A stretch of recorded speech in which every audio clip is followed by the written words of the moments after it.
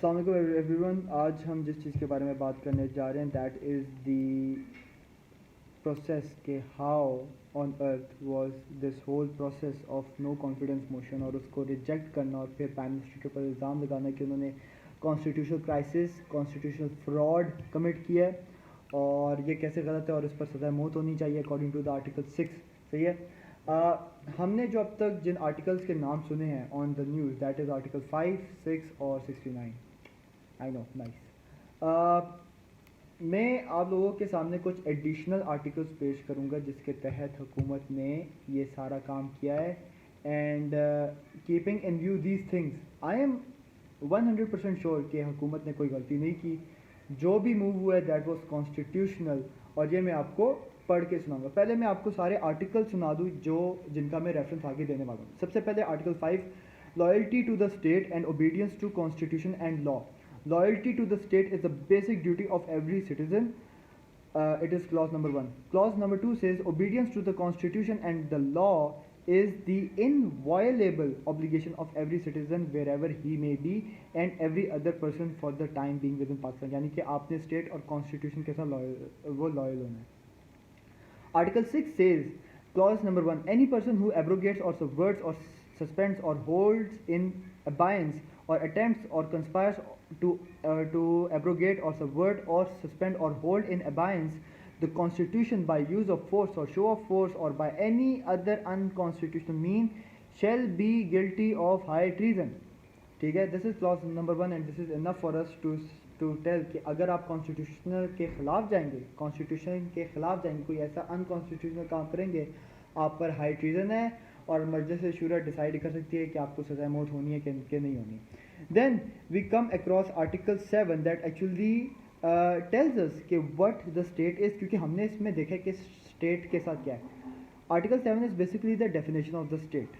Now, according to Article 7, it says that in this part, unless the context otherwise requires, the state means the federal government, Majlis Shura, the parliament, a provincial government, a provincial assembly, and such local or other authorities in Pakistan as are by law empowered to impose any tax or cess.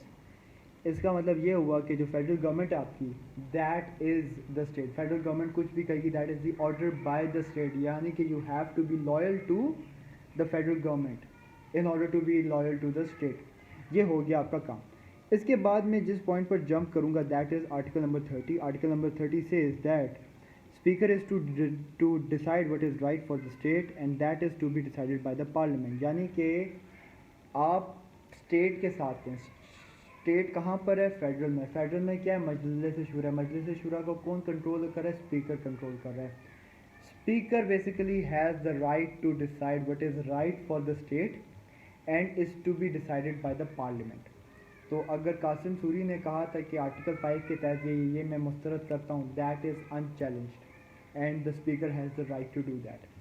Article 45 says that the president shall have power to grant pardon, reprieve and respite and to remit, suspend or commute any sentence passed by any court, tribunal or other authority. For example, हम कहते हैं कि खान साहब के ख़िलाफ़ पे साबित हो जाता है जी कि उन्होंने अनकॉन्स्टिट्यूशनल काम किया, उन्होंने गद्दारी की है।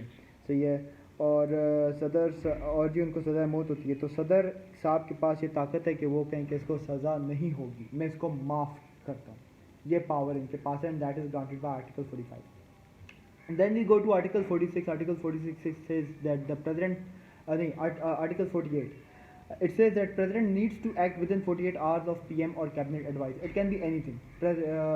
Presidential ordinance हो सकता है, bill हो सकता है, even dissolving of the parliament हो सकता है। तो ये चीज़ें उसके अंदर आती हैं।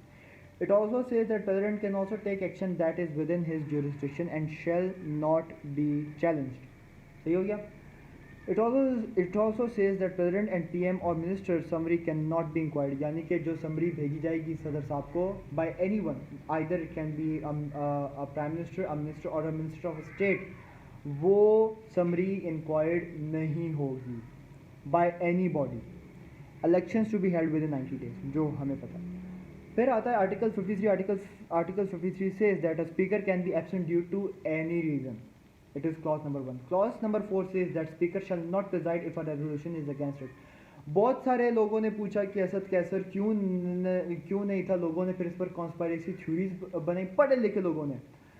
एट दी एंड वजह ये थी कि स्पीकर साहब के खिलाफ भी रेजोल्यूशन पेश की जा चुकी थी। तो article 53 clause number 4 say that a speaker shall not preside if a resolution is against it, इसीलिए कासिम सूरी आकर बैठा था। ये मैं अभी आप सारों के सामने ये मैंने एक बहुत बड़ी कंफ्यूजन क्लियर किया। फिर जी इसमें कहते हैं कि when national assembly is resolved then speaker shall keep doing his work. सही हो गया जी। Article 57 says that the prime minister and minister can speak in either of the houses. Shahbaz Sharif ने जी का कि हमें बोलने का मौका नहीं दिया गया। आपको बोलने का पूरा हक था, आप बोलते तो प्रोसीडिंग रुक जाती। That is allowed to you by article 57। अगर फवाद चौधरी खड़ा उठकर बोला है तो शहबाज शरीफ के पास भी ये हक था कि वो बोलता, बट अब चूंकि वो सारा टाइम गुजर गया है, आर्टिकल 57 वो यूज़ कर ही नहीं सकता। ये उसने अपने पैर पर खुद कुल्हाड़ी मारी है। और जहाँ तक बात है आर्टिकल 53 क्लॉज 4 की, वो भी अपोजिशन ने अपने पैर पर खुद कुल्हाड़ी मारी है। Article 58 is very important. सही है। आर्टिकल 58 से, अब ये बहुत इंपॉर्टेंट है, ये आप लोगों ने बहुत गौर से सुना है। Article 58 say that president shell dissolve the national assembly if advised by the PM with in 48 hours. It cannot take place unless no confidence motion is there. President can also dissolve the parliament on his own even if the no confidence motion is passed.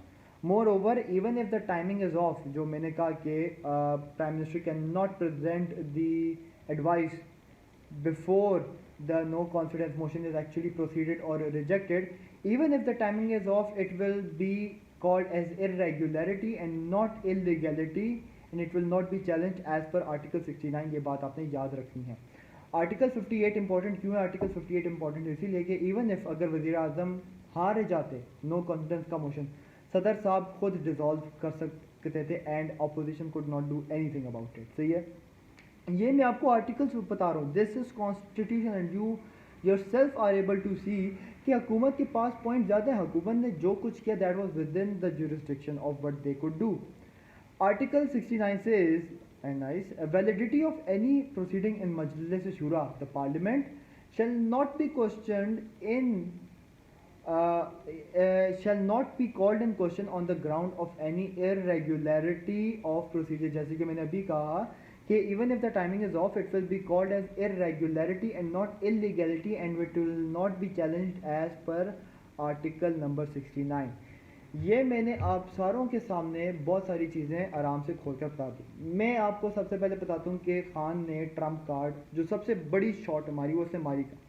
उसने एक दिन पहले NSC का meeting call in की, जिसमें NSC ने कहा, national security council ने कहा कि this threat is a letter, this letter is a threat, और ये फॉरेन फंडेड है and we actually go with that. वो बात अलग है कि उन्होंने अब बहुत सारी बातें चेंज कर ली हैं, बट उस वक्त एनएससी ने ठप्पा लगा दी कि हाँ भाई ये फॉरेन फंडेड केस है। सही हो गया। उसी चीज़ को यूज़ करके स्पीकर ने बयानिया जारी किया। कासिम सूरी ने अपने ऑन हिज ओन वो बयान नहीं दिया, उसके पास बयान था साइंड बाय असद कैसर, जो उसके पास पावर है अकॉर्डिंग टू आर्टिकल 30 के speaker is to decide what is right for the state. Article 5 को यूज़ करके उसने एनसीएम को रिजेक्ट किया, जो एनएससी ने ऑलरेडी कहा हुआ था कि इट इज़ फॉरेन फंडेड, और अपोजिशन कुछ नहीं कह सकती क्योंकि पार्लिमानी सेशन बुलाया गया था लेटर के ऊपर, जिसको अपोजिशन ने बाइकआउट किया था। सही है। फिर जब वो कैंसिल होता है, इससे एक चीज़ होगी कि आपके स्पीकर ने जो किया वो चैलेंज नहीं हो सकता। दूसरा, जो अंदर हुआ वो इरेगुलरिटी नहीं था, वो इरेगुलर हो सकता है, आई एम सॉरी, वो इरेगुलर हो सकता है, वो इलीगल नहीं हो सकता, जो according to article 69 says that validity of any proceeding in Majlis Shura shall not be called into question. सही हो गया। ये मैंने बात की यहाँ तक, जहाँ पर किसी किस्म का कॉन्स्टिट्यूशन नहीं टूटा। Even if you go to article 58, जहाँ पर जी वो कहते हैं कि खान साहब ने जी एडवाइस किया था, पहले वो रेजोल्यूशन रिजेक्ट हुआ है, उसके बाद प्राइम मिनिस्टर ने आकर खिताब किया और कहा कि मैंने एडवाइस भेजी है। तो अगर कोई प्रूव कर सकता है कि उसने रेजोल्यूशन के मुस्तरद होने से पहले किया है, तो बेशक खान साहब के ऊपर ये एक केस बनता है, बट अगर नहीं है तो खान साहब did everything according to the constitution. इस सारी वीडियो को बनाने का मकसद ये था कि मैं आपके सामने आर्टिकल्स रखकर एक सेल्फ ओपिनियन दूं कि यार जो कुछ हुआ that has happened according to the constitution. अभी सुप्रीम कोर्ट के अंदर जो केस चल रहा है वो सिर्फ ये चल रहा है कि व्हाट इज़ आर्टिकल 5 और उसकी तशरीह क्या है। So this is all from my side. Thank you very much. Pakistan जिंदाबाद।